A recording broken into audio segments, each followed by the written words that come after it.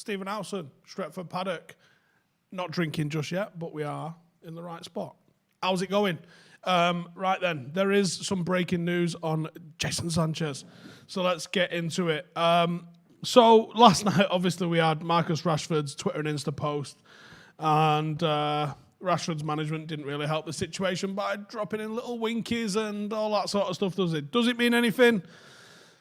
Could it be mischief making? Honestly, I'm going to ring him in a bit and find out. Simon Stone also came out and said that he thinks Dortmund's position around Sancho is clear. They have a gentleman's agreement for him to go if their valuation is met before their deadline, which last season was the start of pre-season. Obviously, no word on when that is this season. United knew this last year, but thought that Dortmund would change their minds. They didn't. So we played poker with them last year and we lost. Hopefully, that means that we come into it with a different attitude this year and we pay the money. The issue has never been with Jadon. The issue has never been with United's desire to want him. The issue has never even been with Dortmund's desire to sell him. The issue has only been the price. The price has to be something that matches Dortmund's valuation. Now, not necessarily conflicting, but certainly a different maybe angle on it from Laurie Whitwell in The Athletic, and he's saying that United are pressing ahead with talks to sign Jadon Sancho as expected. As expectations rise, that an agreement can be reached. This feels like a forward shift from the United are interested in Sancho sort of moves. We're talking about pressing ahead with talks. The prices are known. That if their valuation is met, blah, blah, blah, blah, blah.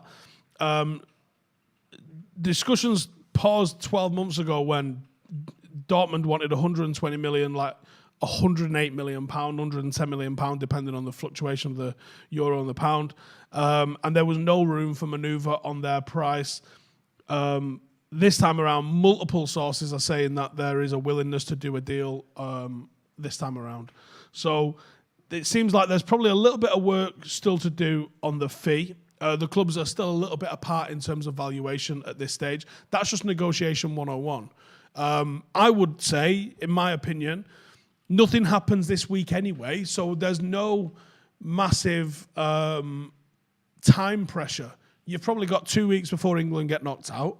So this week, think about it this week. If you're Gareth Southgate and Jadon Sancho comes up to you and he's like, hey, mate, can I just fuck off up to Manchester for a couple of days while I sort this transfer thing out? I know you've only got, 4 or 5 training days left, really, before we start the Euros.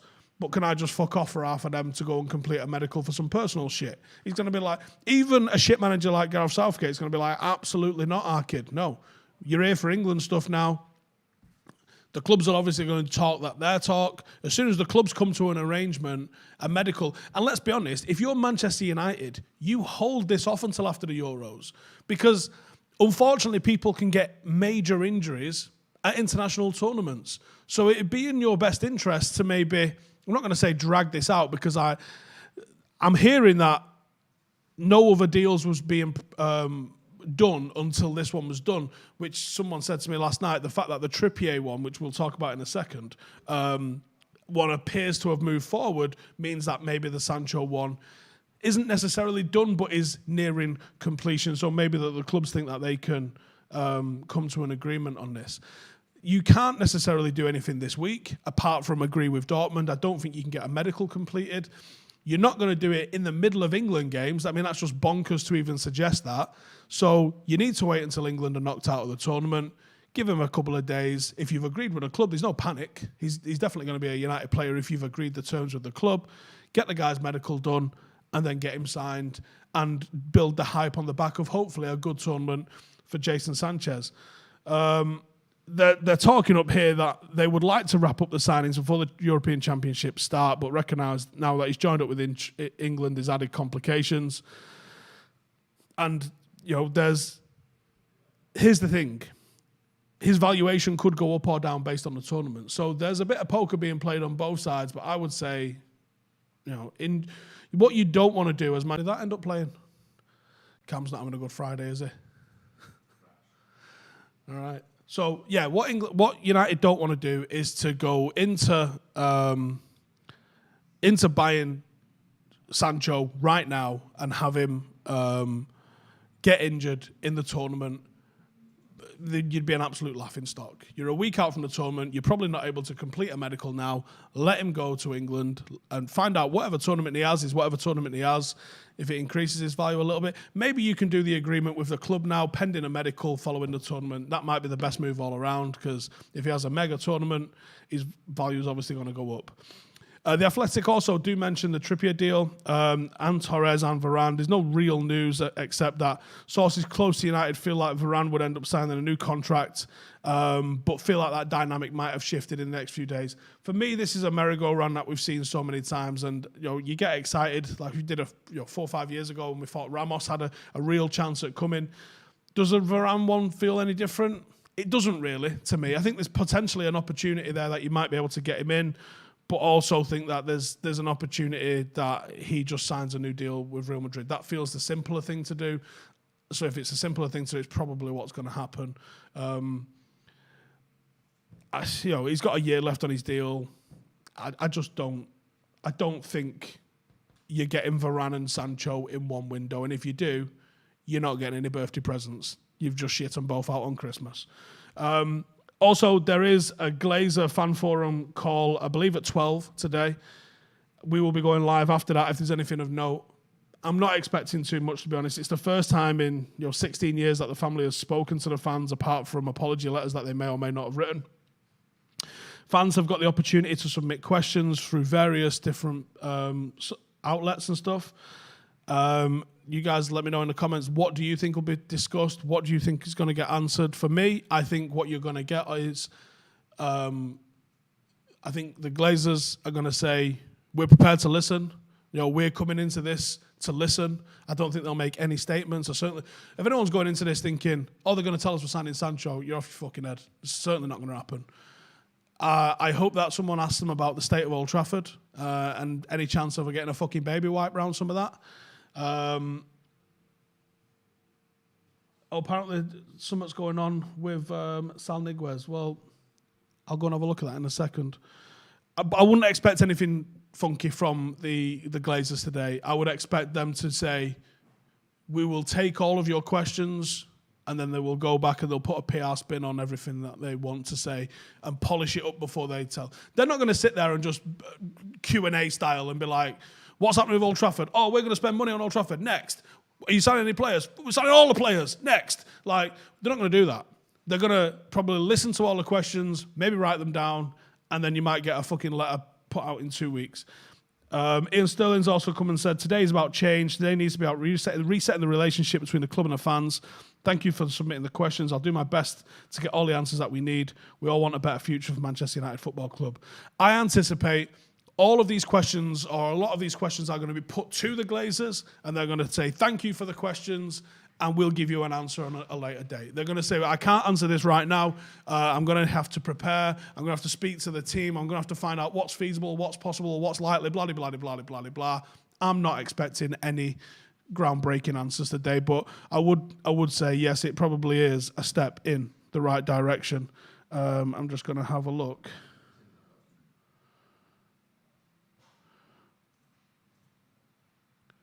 What the fuck is this? First time I've used this keyboard on my new finger. And it says Azerty on the top instead of QWERTY. What the fuck's that? Look. Can you see that? Is that visible? Is that visible? The fucking hell's going on here? Anyway, right, all right. It's in Slack, is it? Let's have a look in Slack.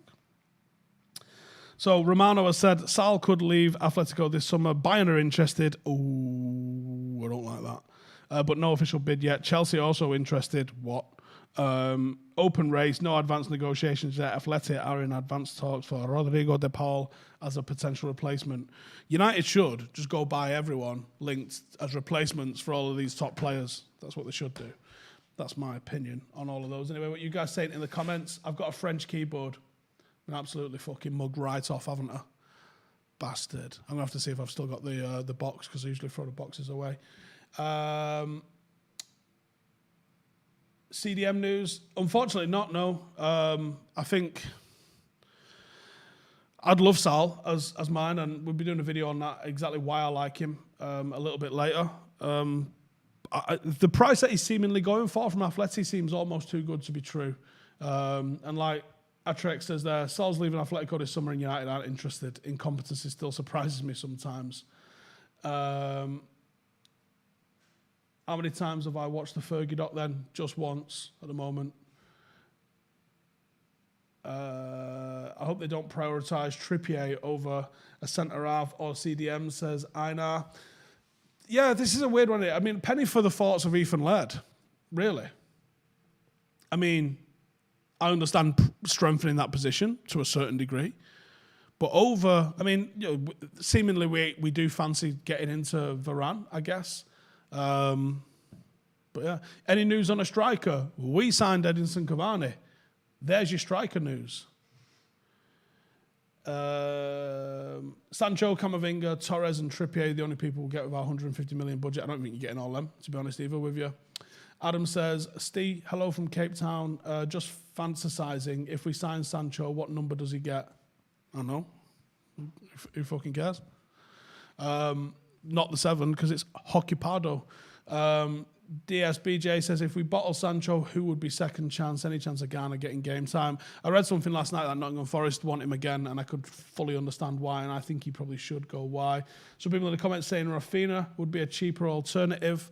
Someone saying Torres is Lindelof 2.0. Does this 150 million mean wages on top as well? Yeah, it would have to be, undoubtedly. Would you rather get Ndidi or Rice for the centre mid spot? Honestly, I almost think the boat has passed a little bit on Ndidi. Here's the thing: a lot of clubs have popularised the Kante and Ndidi sort of midfield destroyer, and I'm not sure it's the only way that you can play. I still think, you can do it with a ball playing one. I'd love to see what Neves could do, and or Saul. That's why I like Saul, is because he's combative, but he's not just Kante, and that's not a dig on Kante. I think Kante's amazing at what he does. But I also want to see just a different, like Michael Carrick wasn't Kante. He was still a fucking brilliant defensive midfielder. And he defended by defending spaces rather than blasting into tackles. He was extremely effective. But he also was an attacking outlet from deep as well. And I think United have got such an inability to effectively and efficiently move the ball through the thirds that someone who has got that real footballing vision and intelligence just makes us a far better team. Makes us function a little bit smoother. And Neves fits that for me. I think we can get any Everton players now Carlo's buggered off. I wonder who goes there as manager. But also no. Keane was, says Charlie Hobbs. Yeah, Keane was, but he was also 20 years ago. Football has evolved. And all right, it's still the same, but you wouldn't see a team doing well in a flat 4-4-2 anymore, I don't think. Certainly not a team that dominated the possession the way United did at that time. United dominated possession and played 4-4-2 and attacked relentlessly in that formation. You can play 4-4-2 for sure. I mean, Simeone does it with Atletico. You saw Ranieri do it very effectively with Leicester. Real Madrid have flirted with a 4-4-2 at times. But it's not always in the style that we saw with United and having the midfield that United did. I think the game's probably moved on a little bit since then. Dara says, we do not need Sancho. Money could be spent alone better. Yeah, you're right. Let's just play fucking no one right wing like we have been doing for the last 3 years. Here's the thing, right? Having a right winger that holds his position wide on the right wing makes our left wing better. It makes our strikers better. Because what happens at the moment is we attack down the left. The opposition defence stacks right in to the centre of the D, and you've got a back 4 or back 5 within the width of the middle of the D to the edge of the box. No space. And you've got Wan-Bissaka standing over there like that. Mm-hmm. And they're not scared about the ball going to Wan-Bissaka because Wan-Bissaka's not an elite ball player on that side that's going to hurt you. Now, if you've got Sancho over there standing on the touchline, you're not leaving him half the pitch in space. So the fullback's going to cheat a little bit and he's going to maybe go to the edge of the box. Now, no defence is going to leave, from 2/3 of the way over inside the box to the edge of the box as a gap, too big a gap. So he's going to pull over, and then that's going to pull one centre-half towards the centre of the box. And before you know it, now gaps start appearing. Bruno Fernandes pops up in what seems like acres of space. Why has he suddenly got acres of space? Because the forward line is dragging people. How do Manchester City, when they've got 75% of possession and everyone's flooded forward into the box, how do they still manage to find space? Because they're attacking with the full width of the pitch, not with a 20-metre corridor like United do. That's easy to defend by just being narrow and compact. Sancho, or any first choice right winger, and here's why it doesn't necessarily work when Mason Greenwood plays. Mason Greenwood doesn't think he's a right winger, so he comes in and stands on, maybe on the outside of the D. That's about as wide as he feels like going. Or he wants to come inside all the time onto his left foot because he's a striker. If you have players that hold their width and are a threat, the defence has to deal with them. And then the next thing that you need is players that can get the ball to them quickly and effectively. When you close your eyes, you think about Paul Scholes, you're thinking of two things, I would think. You're either thinking of that's where he dummies towards the ball, lets the ball run across him, and then hits a ball on the move, or you're thinking of when he takes it, controls it, and then puts a ball over on a switch to the other flank really fast. Not a big looping ball like Rooney used to do, but like a fizzed-in sort of just over head height one that's fucking rapid, switching the play. Attacking with both sides, attacking with width, finding space by making space. And that's where I think United have fell down. Because we haven't had an effective right winger, I think that's the issue. Jack says, we need a right winger in Jadon Sancho because we can't just play all on the left-hand side. Pretty much what I was sort of saying. Anyway, cheers for tuning in. Make sure to subscribe. It's me, Ronaldo, and Alex on The Brew later. We'll be going live if there's anything of note in the fan forum at 12. And I'll see you in a bizzle. Later.